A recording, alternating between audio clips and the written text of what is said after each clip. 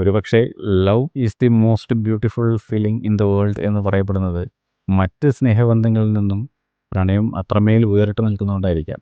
ഇതിലൊരു എക്സാമ്പിൾ എന്താണെന്ന് വെച്ച് കഴിഞ്ഞാൽ, നമ്മളെ അച്ഛൻ, അമ്മ ആരെങ്കിലും മരിച്ചു കഴിഞ്ഞാൽ എന്തായാലും വിഷമം ഉണ്ടാവും. പക്ഷേ അവരുടെ കൂടെ മരിക്കണമെന്നോ അല്ലെങ്കിൽ അവരെ നഷ്ടപ്പെട്ടതിന് ശേഷം സ്വയം ഇല്ലാതാവണമെന്നോ നമ്മൾ ചിന്തിക്കാറില്ല. നമ്മുടെ ഫ്രണ്ട്സ് മരിച്ചു കഴിഞ്ഞാലും ഇതേ അവസ്ഥ തന്നെയാണ്. നമ്മൾ കൂടെ മരിക്കണമെന്നോ അല്ലെങ്കിൽ അവർ ഇല്ലാത്ത ലൈഫ് നമുക്ക് വേണ്ടെന്നോ നമ്മൾ ചിന്തിക്കാറില്ല.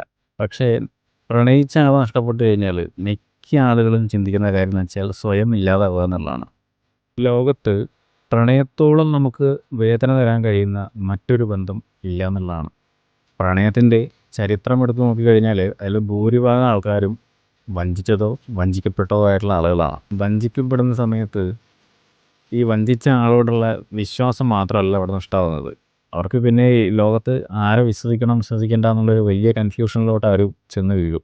അതുകൊണ്ടൊക്കെ തന്നെ നിങ്ങളൊരു റിലേഷൻഷിപ്പിലാണെങ്കിൽ ആ റിലേഷൻഷിപ്പിൽ നിങ്ങൾ ഓക്കെ അല്ലെങ്കിൽ ഹാപ്പി അല്ലെങ്കിൽ കൂടെയുള്ള ആളോട് കൃത്യമായിട്ട് കാര്യങ്ങൾ തുറന്നു പറയുക, അതിനുശേഷം പോവുക. അല്ലാതെ നിങ്ങളെ അത്രയും കാലം സ്നേഹിച്ച വിശ്വസിച്ച ആളെ ഒരു കറിവേപ്പിലയുടെ വില പോലും കൊടുക്കാതെ വലിച്ചെറിഞ്ഞ് പോവുമല്ലോ വേണ്ടത്.